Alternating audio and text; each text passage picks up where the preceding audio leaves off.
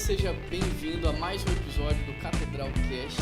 E hoje eu tô aqui com um amigo, Carlos Damasceno, um amigo querido que Deus me presenteou logo que eu cheguei aqui, né, Carlos? Acho que foi em 2018 que eu te conheci, lá na SBB, não foi isso? Na eleição da diretoria da SBB. E de lá pra cá a gente tem caminhado junto. É um prazer tê-lo aqui comigo hoje. Eu queria que você se apresentasse um pouco, falasse um pouco quem você é, da sua família, do seu ministério, o que Deus tem feito aqui na sua vida. Legal. Juan, obrigado pelo convite. Você é um querido, né? Você, Keila, sua família muito especial. E é tão especial porque durante anos eu passava aqui na porta, né? E eu via a PIB, eu falei, poxa, essa igreja precisa reluzir, precisa de algo novo. E que bom que vocês chegaram. Estou muito feliz. Amém. Vocês são a marca dessa cidade. E a gente ama presentear e empoderar e impulsionar vocês. Amém. Cara, quem é o Carlos Damasceno? O Carlos Damasceno é um carioca, vou fazer 40 anos, de uma família cristã de presbiterianos. Juan, minha família tem 5 gerações de presbiterianos. Nossa. Tem noção? É. Começou lá com meu avô, mãe, minha geração, meus primos e os filhos dos meus primos. Então eu estava buscando para ver se já tinha chegado na quinta, chegou na quinta geração. Porque muitos E como tudo eu, no Rio? tudo no Rio. No Rio, né? No Rio e Que cidade do Rio? É Rio mesmo? Rio capital. Pra você ter uma ideia, a família do meu tio foi a primeira família negra a ser convertida na igreja presbiteriana. Que legal, cara. Tem uma história legal pra caramba.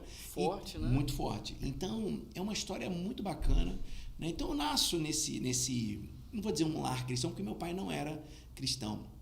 Mas meu pai deu a ela, facultou a ela o exercício de cuidar de mim na área religiosa. E minha mãe me levou desde cedo para a igreja, ali eu cresci. Claro, como todo adolescente, tive minhas crises, meus problemas, mas sigo a minha vida, né? Aí desde os 14 anos, começo a trabalhar nos negócios da minha família, que era transporte de diesel, de combustíveis e tal. Depois faço faculdade de Direito, caso, venho morar em Belo Horizonte. Aí você casou no Rio, então? O ela casamento, também é carioca? Não, a Dani é Belo Horizontina. Mas o casamento, né, a cerimônia foi em BH. Entendi. Só que ela foi morar comigo no Rio, porque Entendi. eu era empresário lá, né? Tinha minha vida toda lá, e ela tinha 18 anos, estava indo para a faculdade. Eu falei, não, a gente vai morar no Rio de Janeiro. E ela foi. Então, esse é um pouco da história, esse é um pouco dessa história da minha vida. E depois venho para Belo Horizonte em 2005 por uma chamada de Deus. Mas lá no Rio você foi empresário, né? Desde os 14 anos. Minha família, parte de pai, é uma família de imigrantes portugueses, né? O meu avô foi uma das primeiras pessoas que colocavam persianas nos escritórios corporativos no Rio de Janeiro. Olha só. Já era um trabalho em Portugal que já era valorizado, de marcenaria. Ele vem e faz isso, mas depois ele foi trabalhar na Shell. Dali, como motorista, comprou um caminhão, 2, 3, 4, 5, meu amigo virou uma frota. Eu sei que quando eu era criança eram 15 empresas. Nossa. E aos 14 anos minha mãe me põe para Você trabalhar. nasce num berço já de empreendedorismo, né? Total. Por isso que depois que eu faço direito, e tem gente que pergunta, pô, mas você fez direito e não é advogado? Não, eu sou advogado, não exerço. Entendi. Mas a minha vida toda foi no business. E aí eu acabo minha faculdade, faço um MBA em negócios e depois vou para os Estados Unidos fazer a extensão em empreendedorismo para small business, que é a minha grande veia, né? Eu me considero um ativador, né? Acho que minha maior característica, né, como pessoa, é ativar outras pessoas. Entendi. Né? Não importa. E isso desde cedo você já identificou isso? Desde garoto. Né? Eu sempre quis motivar, inspirar, ativar, porque é a coisa mais linda. E você faz isso de uma forma muito natural. É interessante isso, porque você tem uma energia dentro de você que você não precisa nem falar, que você já transpira isso para as pessoas. Você tem uma alegria muito grande. Eu acho que um dia eu até comentei isso com você no almoço. Falei, cara, como que você faz pra estar sempre você perguntou. O tempo todo assim, né? Eu creio nas frequências, né? Eu decidi andar numa frequência alta. Entendi. Decidi, porque já tem muita coisa para botar a gente para frequência baixa. A gente nasceu num país... Você tem 20 e poucos anos, mano? 30 agora. Eu já vou fazer 40. Então, assim, a minha geração, eu não lembro a tua, a gente nasceu num país de terceiro mundo, cara. Com certeza. Por mais que a minha família tivesse boa condição, mas eu nasci num país de terceiro mundo. Cara, a vibe, a frequência é baixa demais. Tudo era difícil, tudo era ruim. E eu decidi não ser esse cara, principalmente dentro da igreja. Né? E eu falo que eu sou um outsider da igreja. Como era a presbiteriana lá? Como que era lá? Cara, nós éramos da IPU, né? Depois era todo mundo IPB, depois virou IPU. A IPU era uma igreja mais leve. Meu tio era o pastor. Aí eu acho que eu tinha aquela facilidade por ser o sobrinho do pastor. Entendi. Então eu tocava o terror, né? É porque senão ia chocar muito você nessa frequência altíssima aí. Cara, mas o carioca, ele é mais assim. É, isso é verdade. Então assim... A gente, Tava em casa. cara, a minha galera... A gente arrepiava na igreja. Agora, Era a muito Dani bom. é de Belo Horizonte. Como Belo que você conheceu a Horizontina. Dani? Dani Belo Horizontina, batista, pais, pastores batistas. Olha só. Dani é isso. E conheci ela, eu era músico, né? Não, sou músico, né? Cantor. Mas na minha igreja, no Rio, nós tínhamos uma pegada muito bacana, né? Na área musical. E aí eu vim numa conferência aqui em Belo Horizonte, na Getsemane, Entendi. chamada Magnificar. Eu vim sozinho, cara. Peguei um avião no Rio, desci na Pampulha, ainda desci ali na Pampulha o avião. Fui Tempo lá. bom isso, né? Que você tinha que fazer outra viagem. Tá maluco, né? Eu moro em Nova Lima, né? Tu imagina, eu ando 1 hora Você e 15. atravessa tudo, né? Eu demoro mais pra chegar em casa do que pra chegar em Brasília, São Paulo verdade, e Rio. E aí, quando eu tô na fila, cara, pra comprar um pão de queijo, assim que eu entrei na igreja, eu vejo a Dani. Juan, eu não acredito em amor à primeira vista, não, mas amor em primeira decisão, eu acredito. O meu também foi a primeira decisão. Cara, eu olhei pra ela e falei assim, é vou minha. casar com essa menina. Falei, brother, essa é a menina. Eu vim aqui por causa dessa menina. E aí já sentei do lado dela, tropecei, joguei Coca-Cola nela. Não foi estratégico, todo mundo Mas acha que funcionou. Funcionou. E ali, logo depois teve uma celebração. Começou a celebração, era o David Kinlan, tinha aquela música, quero te conhecer, quero te conhecer. Aí eu já... E o carioca é mais pra frente, é. né? Ela, por ser mineira, talvez era mais desconfiada, e o carioca veio muito pra frente, assim, como é que foi isso? A Dani, mineirinha, desconfiada, mas ela sempre foi muito espontânea, muito alegre, muito expansiva. A frequência foi a mesma. Conectou, cara, conectou. Eu olhei pra ela e falei, cara, essa menina aí... É diferente. Aí eu fiz algumas perguntas pra ela, quer saber disso? Eu falei, quero saber se eu vou namorar essa menina, porque eu tinha acabado um relacionamento no Rio. Minha mãe falou assim, ó, termina porque você não vai casar com essa menina, você vai casar com uma filha de pastor. Olha só. Minha mãe sempre falou isso, você vai casar com uma filha de pastor porque o teu chamado é um chamado grande, você tem que ter uma mulher que entenda isso. E eu falei, valeu, mãe. Mas acabou que eu terminei esse namoro. E eu cheguei aqui, quando eu olhei pra ela, eu falei, cara, eu vou fazer as perguntas que eu espero de uma menina. A partir desse prisma que minha mãe profetizou.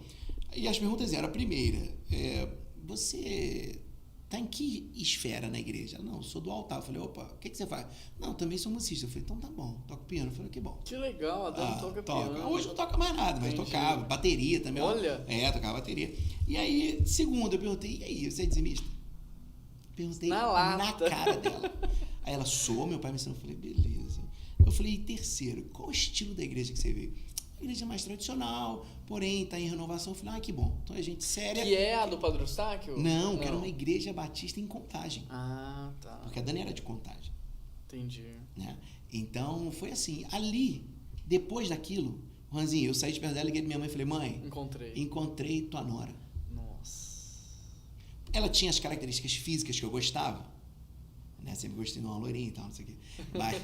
Mas eu queria saber o que ela tinha por dentro. Né? Quando ela me falou essas três coisas, eu mapeei, eu falei, pô, essa menina deve ser séria. E deve querer alguma coisa além do que só frequentar uma igreja.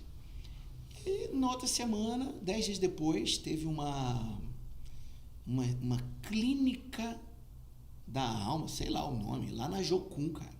Aí eu inventei de vir também, né? Porque eu precisava ser curado. Precisava de capacitação, né? De precisava, cura. marquei com ela, trouxe uma amiga, chegamos lá, nem sei o que foi falado, cara. Não sei. Nem lembra, né? A mínima ideia do que foi lá na clínica da alma. Eu sei que ali, já fui pra casa dela à noite, já pedi o pai dela se ele permitia. Foi 100% intencional ali. Totalmente. E aí virei pro pai dela e falei, olha, o senhor não é bobo, eu não ia estar aqui à toa, tua filha, estamos já há um tempo orando, e eu queria saber se o senhor permite que a gente continue nisso e quem sabe a gente case em pouco tempo. Aí ele falou, cara, meu problema é a tua distância. Eu falei, não, eu trabalho. Eu não falei que eu era empresário, não falei nada. Ele viu que eu tinha um cargo, né? Eu falei, não, estou terminando a faculdade, já trabalho. Tudo. E ele falou, meu problema é a distância. Eu falei, não, pro amor, a distância não é nada. Deixa comigo. Aí ele me inverteu a pergunta do dízimo. Ele falou comigo, meu filho, só uma pergunta, você é dizimista? Nossa. Eu falei, dizimista, ofertante, campanheiro. Meu filho, eu tô... Generoso, honra a Deus. Aí eu falei, então eu permito que você continue orando com a minha filha. Que legal, cara. Aí eu falei assim, permitiu? Ele permitiu. Eu falei, então deixa eu namorar com ela? Ele deixa. Eu falei, deixa eu noivar com ela? Ele já travou, deixa. Eu falei, então eu quero casar com ela em 1 ano. Isso você tinha quantos anos? 23. 23. E ela tinha 17. Nossa. Só que, Juan, eu fiz tanta confusão no meu período que eu fiquei fora da igreja, na adolescência ali. Que ali você tá decidido. Cara, eu não ia perder mais tempo. Cansei de perder tempo. Cara, eu não ia perder mais tempo, né? Eu não podia perder tempo, Ranzinho. E aí ele olhou pra mim, esticou a mão, apertou minha mão. Eu falei, então 1 ano, cara. 1 ano e 3 meses, porque só foi 1 ano e 3 meses, porque a Dani queria casar em julho. Porque senão eu tinha cumprido minha palavra de casar no ano. Tá tudo certo. Estamos aí já há 17 anos casados. Nossa, muito tempo. 18 anos de E relacionamento. aí, você casou e ela foi contigo Foi pro pro Rio. Rio. O pai ainda liberou, né? Foi embora. Confiou total. Tu imagina, né? A filha do pastor, a filha mais velha do pastor. A Aí já era a igreja né? do Pai Eustáquio, já estava com a igreja do Pai Eustáquio e ia de Contagem. Imagina, ela era da música lá, envolvida. Ela tinha um projeto de EJA, de educação de jovens e adultos, que a Dani sempre foi da vibe da pedagogia. Ela tinha esse projeto na igreja, ela dava aula para eram 50 pessoas, ela largou tudo e foi comigo pro Rio. E aí a história se encaminha e... Olha, uma palavra para quem está ouvindo ou assistindo a gente, essa juventude. Seja intencional. Observe as características certas e se você encontrar, seja intencional. Não perca tempo. A vida passa muito rápido. Passa muito rápido. E fica essa dica. Não é o tempo de namoro que vai dizer se essa pessoa é certa para você. Meu pai e minha mãe namoraram 10 anos e ficaram casados 1 ano. Nossa. 1 ano e meio. Eu namorei 1 ano e 3 meses, casei em torno de 17. É um encontro, né? Eu não creio que Deus escolhe pessoa para ninguém. Sim. Eu creio nisso. Mas eu creio que Deus nos dá discernimento, né, irmão? Para isso eu olhei e falei, cara, ela tem as características, entendi, vou construir esse relacionamento. O meu com a Keila também foi muito parecido com isso. Eu vi a Keila até aqui na igreja. Maneiro. Eu tinha 13 anos e um dia eu entrei aqui, não conhecia a Keila, ela estava cantando. Era dos jovens, né? Nunca tinha visto ela.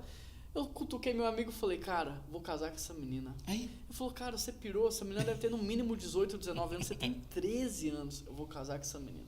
Comecei a orar por ela todos os dias, para Deus me dar coragem de chegar numa menina de 18 anos, né? Que legal. Mas Deus abençoou também, ao todo a gente tem 17 anos, Ai, mas foram 6, 7 de namoro e 10 de casado. Ai, que bacana. É uma história muito bonita, mas também de muita ousadia e coragem.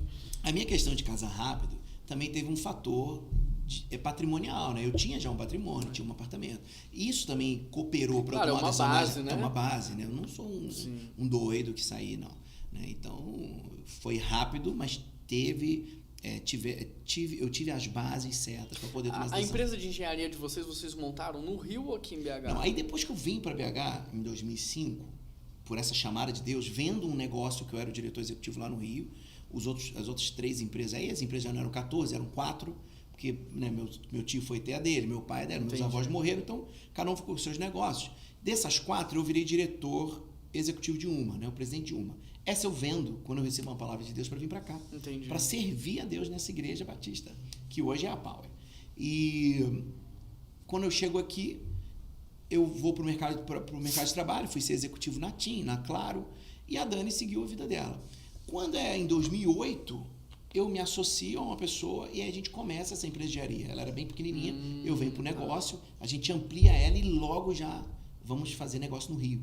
Tanto que a empresa hoje ela é em Belo Horizonte, mas a maioria dos clientes são no Rio de Janeiro e São Paulo. Que era o seu network, sua rede lá, né? Seus amigos. Na verdade, eu não tinha relacionamento com o pessoal de construtora. Entendi. Porque eu era do business, de combustível, posto de gasolina. Mas era a vibe que eu sabia lidar, né? O carioca. E eu confesso, assim, eu nunca consegui fazer muito negócio aqui em Minas Gerais. Olha, quando eu morei em São Paulo, tinha uns executivos lá na igreja que eles falavam pra mim assim, ó, quando você conseguir vender para um mineiro, você vai ter sucesso, que você vende para todo mundo. E ele falou que demorou para ele aprender a vender para o mineiro. Ele vendia equipamento para hospitais. E ele chegava aqui, paulista, velocidade, né? Então, assim, não tem tempo para perder. Só que nisso você não vende para mineiro. Não vende. O mineiro você tem que perguntar da mãe, do pai, conversar, interessar na história dele. Aí depois você vai vender. Aí o cara compra tudo, mas primeiro tem que ter uma conexão de relação ali. Agora, vê se não tem uma lógica o que eu vou te falar. Eu tô em Belo Horizonte desde 2005, então são 16 anos.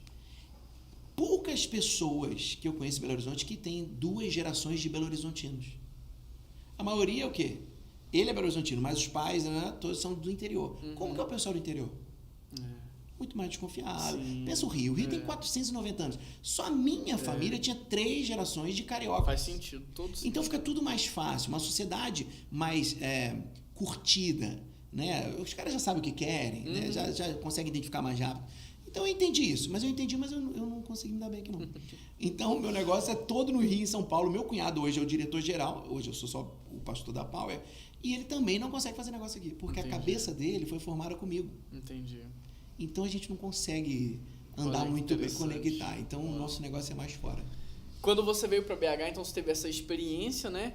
E aí os pais da Dani eram os pastores da Power. Da Batista, Igreja Batista. Como que chamava a igreja? Igreja Batista Viva a Esperança. Viva a Esperança. Como que foi essa transição? Como que foi essa mudança? Na verdade, não foi nada planejado. Foi tudo orgânico. Foi orgânico e foi muito louco, porque eu sempre quis ser um cristão, dono de negócios, próspero e um pastor auxiliar. Entendi. Um pastor voluntário. Essa sempre foi a minha missão. Vou apoiar o pastor sênior sempre. Nunca quis ser sênior, porque eu achava que era uma confusão do caramba ser pastor de igreja, tá maluco? E agora você tem certeza. Agora eu tenho completa certeza. Mas agora eu sou outra pessoa, né? Então, eu acho que agora eu consigo até fazer negócio com mineiro. Então, e aí, cara, eu começo e o pastor na época fala assim, você veio pra cá, então você é músico, então você cuida dos músicos, mas vai cuidar dos jovens. Eu falei, não, jovem não. Eu não tinha vibe de jovem, eu tinha 25 anos. E na música você canta e toca ou canta? Eu já te vi cantando, mas tocando eu nunca vi. Não, eu toco muito pouco violão, mas violão. Canto. E a sua esposa, bateria e piano? Ela tocava piano e bateria, olha que loucura. Mas a gente não foi para tocar instrumentos, né? Quando eu assumo, eu ia cantar ela também e mais para coordenar o departamento. Só que a igreja tinha umas 70 pessoas. Uma igreja de 38 anos tinha 70 pessoas no Parostaque. Porque ela era uma igreja batista fundamentalista. Entendi. Igreja batista bíblica fundamentalista. Entendi. Aí ela vai para a Viva Esperança, né? Que essa já é uma igreja mais renovada, não ligada a nenhuma convenção do Brasil, mas essa dos Estados Unidos. E aí, Juan, eu sou obrigado a cuidar dos jovens. Só que eu andava de sapato, cara. Eu era um executivo, eu andava de calça social. Aí eu comecei a ir na Vidibula, que é umas lojas aqui, né? Tinha uma loja que tinha um avião dentro, eu ia lá comprar umas calças rasgadas para poder conectar com a galera. E comecei a gostar disso. Comecei a gostar. E aí fomos. Quando nós chegamos em 2012, eu estresso, eu falo assim, na boa, não quero mais saber de pastorear jovem, não. Um abraço, não aguento mais. Já eram uns 200 e tantos jovens. A igreja cresceu, chegamos a ser 500 membros e 200 e tantos jovens. Aí não tinha aquele negócio de levar para a escola dominical. Tu imagina? Eu tinha que levar 6 da tarde a galera para a escola dominical. No domingo? No domingo. A gente botava 90 caras na sala para a escola dominical. Pensa nisso. É um milagre, né? Coisa de doida. E aí eu decido sair fora. Saio fora, transiciono. Em 1 ano a juventude volta a ter 30. Nossa. Os pastores da igreja falam assim, assume de novo. Eu falei, eu só vou assumir se Deus me der uma palavra. E aí Deus me dá uma palavra. Power. Palavra, oração, worship, evangelismo e relacionamento. Entendi. Olha só. Porque eu sempre gostei muito do Rick Warren. Sempre achei aquele modelo, por ser empreendedor, eu gosto de sistematização das coisas. E ele é fera. Ele é o cara da doutrinação, né? Aqui, vai aqui, chegou aqui. Pronto. Né? Tanto tem um livro, O Poder do Hábito, o cara estudou ele. Falou, para mim o maior cristão do mundo é o Rick Warren, porque ele sistematizou o hábito de um cristão. Legal. Porque a maioria dos cristãos que eu conheço, ele falando, né, o autor, eles não são cristãos de hábito, são cristãos de religiosos. Mas o Rick Warren sistematizou um comportamento cristão, que são os propósitos de 40 dias, uma vida com propósito, aquelas coisas que a gente sabe. E aí eu li aqueles livros, eu falei, Deus me deu essa visão, Power. O que é Power? Palavra, oração, não sei o quê. 5 propósitos. 5 propósitos, então vou desmembrar isso aqui. Vamos fazer a Power, Juventude Viva Esperança, Power. E você nem sonhava que isso ia ser a igreja? Nunca. Olha só. Nunca. Até porque não existia essa possibilidade em 2013 de você nascer uma igreja dentro da sua. Se for nascer, outra é racha. A gente sabe disso. Isso é uma coisa que está acontecendo agora, né? Do pastor, então, fala assim, está surgindo uma igreja aqui, eu vou te empoderar, eu vou te enviar. Isso é coisa nova. 2016 para cá. No Brasil. Depois eu descobri que já desde 2010, nos Estados Unidos e na Austrália, já acontecia isso. Entendi. Os pastores já não abriam mais, um exemplo. Um pastor na Austrália tinha uma igreja chamada Rei. Ele não abria mais uma Rei lá perto da praia. Ele abria a igreja do Juan, só para pegar os jovens. com outro nome, ligada a rei. Essa era a ideia. E aí foi passando o tempo, e aí um dia eu tô na praia de férias, 2015, janeiro de 15, tô assim olhando pro mar e tudo, aí veio uma bomba no meu espírito. Comece uma igreja para adolescentes. Aí eu falei, não dá. Pô, Deus, para adolescentes? E eu cada vez estou mais velho, né? E você estava cansado do jovem. Eu já estava cansado do época, jovem, né? Porque Imagina. eu já tinha trabalhado 7 anos com os adolescentes. Pegou? Então, aí voltar para adolescente, deixei isso quieto, e aí fui numa conferência no Chile. Aquela conferência que você vai, e aí você vê um cara assim, pregando, e tu fala assim, poxa, Deus podia usar esse cara aí, se for de Deus, fala para ele falar comigo, né, Deus? E ele falou assim, eu quero orar por todo mundo. Onde eu fiquei? Na última vaga da fila. Ele orou por todo mundo. 2 horas depois ele veio em mim. Me cutucou e falou assim, o Holy Ghost manda te dizer, né? Eu falei, tá ferro. O que o Holy Ghost está me falando? Que ele te deu uma visão. E você não vai fugir dela. Essa visão vai te cativar. Eu falei, eu sei o que é, eu não sou bobo. Eu nasci na igreja, eu sei quando Deus fala, quando Deus não está falando. E aí eu volto, fui conversar com 3 pastores amigos, diferentes, e os 3 falaram a mesma coisa. Não, faz isso não dá dinheiro não. Eu falei, isso é uma boa resposta para mim. Eu não faço nada na igreja por dinheiro. Então eu já comecei a entender que era algo que estava vindo de Deus. E aí, Juanzinho, eu comecei a desenhar, cara. Comecei a mapear. Falei, quais boates BH que eu vou alugar dia de semana para ter o culto da Power? Essa era a vibe. E aí fui conversar com o pastor da igreja. E tu acredita que ele foi o único que apoiou? Olha. Ele apoiou. Ele falou, é de Deus, começou a chorar, eu falei, é de Deus, pode fazer. Nossa. Tempo depois ele sai da igreja.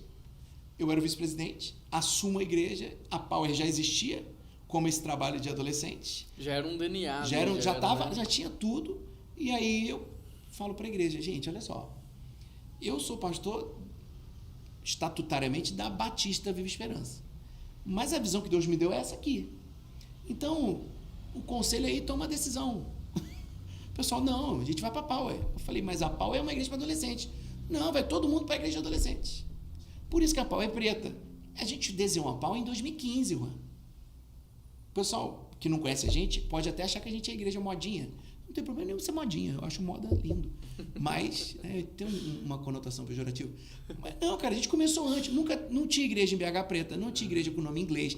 A única igreja chamada Church era Bola de Neve. Não tinha nada assim em BH? Nada. Olha não, só. aqui não. A ótima ideia para uma igreja era a igreja ser branca por dentro e por fora verde. Entendi. Verde água. Né? Bem clarinho. Daquele ar de sei lá de quê. E aí eu falei, cara, o som é alto. Até os decibéis do momento da música na Power era decidido. Porque era para pegar os adolescentes. Por isso que a marca era Rabisco. Estratégico. Totalmente estratégico. Aquilo tudo que a gente faz de voluntariado, de receber, de bala, de não sei o quê, tudo foi pensado para os adolescentes. Mas aí Deus é Deus, né? Ele só mostra um pedaço da escada, ele não mostrou tudo. Se ele tivesse mostrado tudo, eu não tinha começado a Power. Entendi. Eu ia lá querer cuidar de adulto. O povo que mente é adulto, né, cara? O adolescente, ele mente, mas você aperta ele e confessa. E o adulto, meu amigo, a gente tem a manha. Vida toda, a gente tem a manha de enganar. E aí, eu olhei para eles e falei, então vocês estão comigo nessa? Não, fizemos uma transição, uma celebração de transição, mudamos tudo. Fizemos um projeto de arrecadação para mudar aquela fachada toda que você conhece. Todo mundo colaborou. Eu falei, meu Deus. Já é ali naquele lugar? Era ali. Porque tinha um outro prédio, né? Eu não tem um conhecia outro prédio lá em ainda, cima. mas... Ainda tem. Só que a Power começa lá, mas só fez uma celebração lá, porque lá só cabiam 100 pessoas. Aí, de lá já, rapidinho, já veio para baixo. Teve que descer. Entendi. E aí, cara, quando eu olho, eu falo, meu Deus, filhote de elefante, já nasceu grande. 300 pessoas. É muito grande. Muito maneiro. Metade das igrejas do Brasil. Não, na verdade, nem 2, 3% do Brasil é desse tamanho, 300, né? Isso. A maioria, 90% das igrejas no mundo tem até 80 membros. 90%. Isso é um dado do Santos, lá do Bill Hybels, né?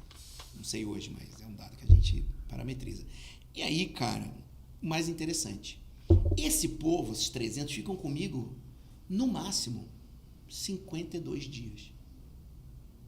Que é quando vem um profeta na igreja que eu não conhecia. Juan, eu nunca deixei um cara subir num altar que eu não conhecesse. Mas nesse dia eu deixei. Eu fui impelido. Sabe aquelas coisas que a gente faz e fala assim, não sei por que eu estou fazendo. E aí esse cara sobe, esse profeta, e ele vira e fala, você respeita a unção apostólica e a profética, mas eu te chamei como um bispo. Aí vem essa história do bispo. Eu recebi essa palavra de ser bispo primaz de uma igreja em 1999, na minha casa, por uma pastora que foi almoçar lá. E confirmou aqui em que ano? 17 anos depois. Olha só. Umas 10 pessoas sabiam disso, porque eu contava essa história. Eu era o pastor Carlos. Aí vem esse negócio do bispo. Eu aceito, porque se Deus falou lá atrás e vem alguém que nunca vi na vida e confirma, eu vou aceitar. Eu entendo o que é o episcopado, boa obra, boa coisa almeja. Eu sei que tem algumas regras, né? Tá ali Timóteo e Tito. Eu falei, vou para dentro. Isso é algo que combina comigo. Realmente eu sou mais um supervisor do que um pastor. Sim. Tem a ver com o lance da ativação, de tudo a ver, né? Só que o que acontece? Foram 52 dias que a gente chama de reconstrução dos muros, né? Que foi a construção dos muros da Power. Passou isso, Juan, foi todo mundo embora. Nossa. Sobraram 40. Saiu. Embora. Era assim, eu ia pro escritório da Power trabalhar, eu ia pro meu escritório, eu ainda estava muito na empresa, e alguns dias eu ia, alguns horários para a Power, pro escritório, para começar a ter uma vida de pastor ali, né? E por semana umas 10 pessoas saíam, me ligavam para despedir. Chegou um momento que eu comecei a fazer até café pra galera. Sério, tem aquele café que eu te sirvo? Eu servia para todo mundo. Falei, não, um cafezinho, já sei o que você quer, toma um cafezinho, beleza, vai na paz, Deus te abençoe. Quando a gente chega em dezembro, nós éramos 40 pessoas. Nossa. E aí Deus me fala, agora vai começar.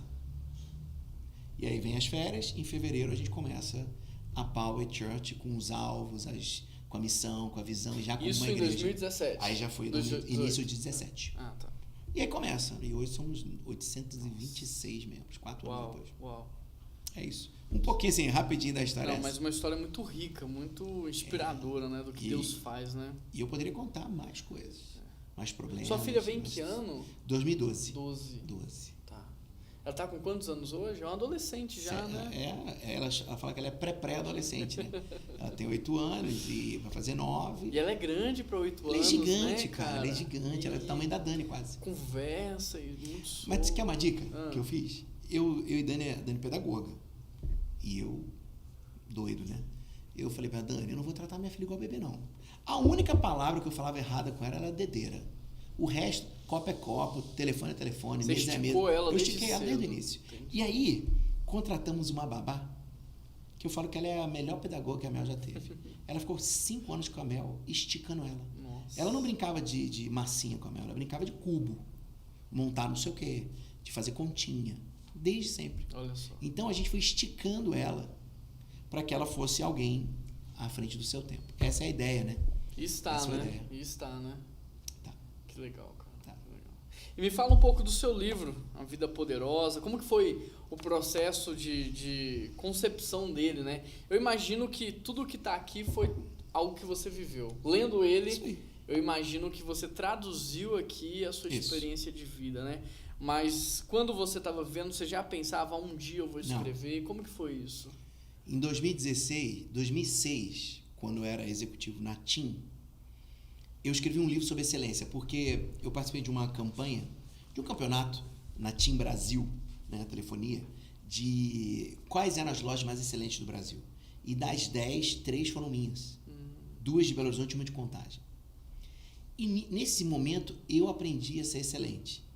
E também perfeccionista, que é um problema que eu estou vencendo. Ali, eu escrevi um livro sobre excelência que até hoje eu não publiquei. Tá. Hoje eu entendo. Mas você soltou ele na época para algum amigo, alguma coisa ou não? Você várias guardou, pessoas escreveu leram. E guardou? O manuscrito está todo pronto, são 180 páginas, muita gente leu, mas ele é recheado de orgulho e vaidade, né?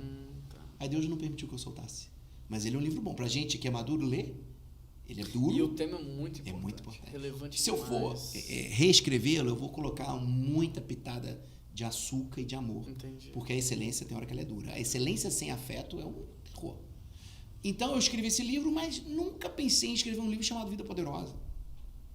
Só que quando, em 2016, a gente assume a igreja, vira Power, a gente lança, eu comecei a perceber que eu precisava me posicionar como líder cristão. E a igreja começou a crescer muito rápido e eu já sabia que as pessoas não conseguiam ouvir minha voz só aos domingos. Eu falei, cara, eu preciso de expandir. Sistematizar esse conteúdo de alguma maneira. Isso, porque eu também não queria ficar falando de empreendedorismo a vida toda. Eu ia virar um pastor. Eu ia ter que falar de coisas espirituais. E aí eu vou para casa um dia e falo, vou escrever um livro sobre empreendedorismo para pequenos negócios, baseado em Jesus, sobre a pergunta, o que queres que eu te faça, de Cristo, e dali acabou, vou escrever esse livro, valeu. Comecei a escrever esse livro. Aí fui para uma conferência na Bethel Church, lá na Califórnia. Chegando lá, quem está na conferência? O dono da Editora Vida. A gente conectou. Ah, foi uma viagem que você fez com um grupo foi de pastores, viagem. né? Isso. Eu já vi umas fotos. Isso aí. Isso em maio de 17. Como que Deus vai fazendo, né? Vai conectando, Deus vai fazendo, né, cara? Eu tenho uma frase que é Deus está fazendo. A gente escreve isso no espelho, a gente escreve no telefone o tempo inteiro. Deus está fazendo. No gerúndio meu, ele está fazendo, ele não para de fazer. E aí conectei com ele, a gente foi almoçar, eu brinquei com ele brincou comigo, conectamos. Aí ele perguntou quem eu era, eu contei. Falei, minha igreja é irrelevante, tem 70, 80 pessoas, mas eu sou essa pessoa aqui. Ele falou, a igreja, a Editora Vida precisa de alguém que fale sobre isso. E a igreja precisa ouvir pessoas que falem sobre isso. Eu falei, então eu vou escrever, ele pode escrever que eu vou publicar. Nossa. Aí eu falei, meu Deus. Que legal, isso pela não Editora acontece Vida. todo dia, Não, né? não acontece, eu indiquei inúmeros amigos para lá e ninguém passou. Olha só. Então foi um portal que abriu. E eu conversando com ele, fui para casa, comecei a escrever o livro. Quando eu terminei o livro, tive um sonho. Qual era o sonho? Processos. Olha. E eu falo, Dani, vou ligar pro Sérgio, não vou entregar o livro do empreendedorismo. Vou entregar um livro falando de processo. Ela, pô, processo, chato pra caramba. Eu falei, não, vou botar uma pitada, vou fazer um negócio, Deus já me deu uma visão aqui, vou pegar pessoas que viram processo na Bíblia, vou pegar meus processos da vida, teoria, e vão pra cima. Vou contar umas histórias minhas, assim, cabulosas, e vai pra cima. Escrevi o livro, sem falar pra ele, ele falou assim, manda o livro. Aí eu mandei. Quando eu mandei o Vida Poderosa. A editora-chefe leu e falou assim, é esse livro. Nossa, olha só. Nem questionou nada. Tanto que eu tenho que escrever mais 2, e o próximo também não vai ser o de empreendedorismo. Entendi. Porque eu me encontrei como líder, né? Eu mudei de monte. Eu saí do business, eu vim para um monte da religião, vamos colocar assim. Então eu tenho que influenciar a partir de outros prismas. E aí, cara, Deus me dá esse discernimento claro dos processos que eu tinha que escrever, baseado na minha vida, baseado em Paulo. Então, o livro fala de processos. Ele não é um livro de milagres, é um livro de processos. Aí eu conto por que Paulo passa na mão de Ananias, de Gamaliel. Para quê? Por que José teve que ir lá para a casa de Potifar? Por que Moisés teve que ficar um tempo na casa de Faraó? Preparação. Pra você ter uma ideia, tem uma palavra que está vibrando aqui no meu espírito, que é: por que Deus mandou Moisés lá para a casa de Faraó? Juan, como que um escravo vai libertar outro escravo? Moisés tinha que aprender a ser realeza. Ele tinha que aprender a cultura real. E ali ele vai receber a melhor educação do tempo, tudo. Melhor treinamento de guerra, melhor treinamento de liderança. Ele recebe tudo ali, né? É isso aí. A Bíblia diz, né? A terra não suporta quando o escravo reina. Então, os processos... E até depois, quando ele vai para o deserto, também é uma preparação, porque ele vai aprender ali a pastorear ovelhas. Isso. As rotas de fuga, aonde encontrar água. E aí parece que quando ele entende ou tá pronto, Deus aparece para ele e fala assim: agora eu vou convergir tudo isso numa missão. Vai lá resgatar o povo. Acabou. Que coisa. Então, a Bíblia, né, ela é para mim, ela é um baú de processos. Eu amo os milagres de Deus, eu amo o sobrenatural, o profético, eu amo isso. Mas eu entendi que a vida se realiza no processual. A vida real é no processual. E Deus, ele é um Deus de milagres, mas ele é um pai de processos. E o único que veio pronto ali não deu tanto certo, né? Que foi Adão. E depois até Jesus vem para respeitar os processos e ensinar pra gente a viver bem os processos da vida, né? Interessante isso. Nunca tinha pensado nisso, mas é verdade. A gente teve a Brotherhood segunda-feira, o Francisco falou sobre isso. Eu vi, vocês fizeram um negócio de boxe. Tem um ringue, porque esse ano na Brother são 11 rounds. Por isso que é sempre um fight, né? As mídias. Então a gente fez um ringue e a gente fica ali, tem sinaleira, tem. É padrão boxe. Que legal, cara. Então ele falou isso. né? Então, eu creio que o processo, ele é tão ou mais importante que o milagre. A minha vida ela é muito mais processual do que milagrosa. É porque milagre vicia, né? Você quer só o milagre, e o processo acho que nos prepara para algo maior. É porque o milagre não te amadurece, né, Juan? O milagre não te amadurece. E é por isso que é tão viciante, né? Porque você não tem esforço, você só quer receber o negócio pronto. Isso. Então, a gente que vem de plataformas de igrejas tradicionais, você vem da Batista Presbiteriana, que bom que a gente foi criado num sistema mais tradicional, mais equilibrado, mais passo a passo, né? Segue isso aqui que você vai chegar ali, né? Sai daqui, tu tá no A, segue isso aqui, tu chega no B. Hoje eu entendo que isso foi fantástico para mim, porque eu aprendi processo. Foi uma base. Você vê, a Power é uma igreja extremamente moderna, contemporânea, mas cheia de processos bíblicos que, pô, eu só mudei a cara, adaptei para minha geração. Porque eu creio nisso, eu creio no processo. E o Vida Poderosa são 12 processos que a gente vai passar na vida. Inevitavelmente. Eu não esgotei o tempo porque eu não tenho essa pretensão. Talvez lance Vida Poderosa 2, porque tem mais um montão de processos. Sim. Eu já passei por mais um montão. E aqui são todos que você viveu, que eu vivi. Né? Traduzido mesmo. Em cima do que eu vivi, eu busquei na Palavra de Deus pessoas que tiveram também processos parecidos. Então, aí tem um ponto que é Pega o processo. Aqui para você dar uma olhada e lembrar de algumas coisas. Ó, aqui, ó. Vamos bem forte aqui. O processo do abandono, que é o tema, resista à perda. Eu lembro que eu começo esse capítulo dizendo assim, o abandono é uma jangada que sai sem você dentro. Aí você olha e fala, pô, não fui, né? Aí eu boto a história de Jesus sendo abandonado. Pai, por que você me abandonou? José sendo abandonado no poço. E aí, em cima desses dois caras, eu escrevo um pouco sobre eles, um pouco de teologia, um pouco de coisa, teoria, talvez, eu não lembro o que eu falei, se foi teoria de psicologia ou de business, e uma história minha. Entendi. Para dar aquela conexão. E no final de cada capítulo... Tem um desafio prático. Tem. Lá, né? Então eu coloco resoluções de sabedoria e 3 ou 4 perguntas para você decidir para onde você vai, responder e decidir para onde você vai. Interessante. E o bacana do livro é que ele termina com o processo da atitude, onde eu pego a anatomia do corpo humano e aí eu entendi que nós somos um design perfeito para ir para frente.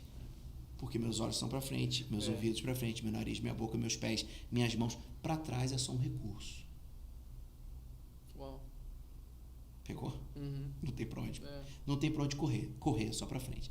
Para trás é apenas um recurso. Então, você falando de recurso aí, tá me lembrando de uma situação engraçado, Davi, né? Porque quando ele vai enfrentar lá o leão, ele olha para trás e fala, cara, eu já matei o urso. Recurso. Coragem para vencer o leão. Boa. Quando ele vai enfrentar Golias, ele olha para trás e fala assim, pô, mas eu já matei um urso e um leão. Recurso. Uhum. Eu vou enfrentar esse cara. Mas, quando ele comete aquele erro lá com Betseba e começa as tragédias... quando o filho estrupa a irmã, ele é inativo, ele é omisso. Por quê? Porque ele olha para trás e o recurso dele é uma derrota. Isso paralisa ele. Demais, hein? Aí o filho vai para matar o irmão, ele não faz nada, porque ele está encontrando um recurso, só derrota. Você falou do recurso, eu me lembrei disso. É isso aí. Né? Então, de fato, o passado nosso, ele serve como uma fonte, e é interessante que a gente precisa até tratar esse passado, porque se é um recurso de derrota, de trauma, você trata isso com Cristo, ressignifica isso para você conseguir avançar. Né? Por isso que diz, né? Todas as minhas fontes estão em ti, Senhor. Tem que estar nele. Para trás, eu posso olhar meu passado igual aqui, eu contei muita coisa legal, contei muita derrota, contei derrotas mesmo, contei histórias tristes. Por quê? É a minha história. Mas não é lá que eu pesco sempre. Entendi. Não posso. E na verdade, tudo isso até Cristo te preparou, te forjou para que você pudesse hoje fazer o que você está fazendo, né? Então é isso. O livro, ele é um livro de maturidade que eu quis trazer pensando na igreja. E aí o pessoal a bibliotecária falou, não, esse livro não é religioso, não, esse livro é de comportamento, de vida profissional. Eu falei, melhor ainda. Vai ter mais abrangência. Mais abrangência. Então, e você esperava esse resultado? Você esperava isso? Te surpreendeu? Eu sou sonhador. Né? Sou sonhador, sou otimista. Mas eu não esperava tanto. Por quê? Porque eu não tinha expectativa de tantos testemunhos, de gente incrível que leu. Entendi. Porque esse livro, ele é um livro que ainda não massificou, né? Ele chegou na liderança primeiro. Tem pessoas que estão estudando esse livro até hoje. Eu lancei ele no segundo semestre, primavera de 2019.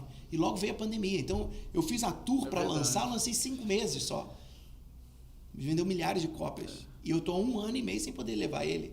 O pessoal compra na Amazon, compra nas lojas quando estão abertas, ou direto na editora. Entendi. Fiz algumas lives. Ou seja, ainda tá pra acontecer. Ainda tá pra acontecer. Esse livro não aconteceu ainda. Entendi. Não, quem sabe Já ele vai teve explodir aqui nesse podcast. Em nome de Jesus. Já teve um resultado positivo, mas imagina quando massificar a resposta já tá vai indo ser pra muito segunda, grande. Que legal, cara. Segunda tiragem, né?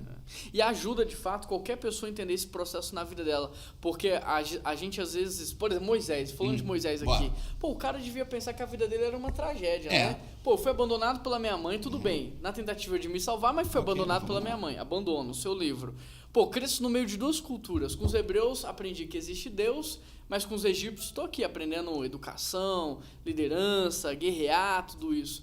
Aí o cara entra numa crise de identidade, não sabe quem ele é, vê um egípcio maltratando o hebreu, vai lá, mata o cara e foge. Aí vai pro deserto, né? Pô, minha vida é uma tragédia, nada deu certo pra mim. Novela mexicana, total. Total, só que tudo tava preparando ele para aquilo que ele ia fazer. A mesma coisa a gente pode ver em Jesus, né?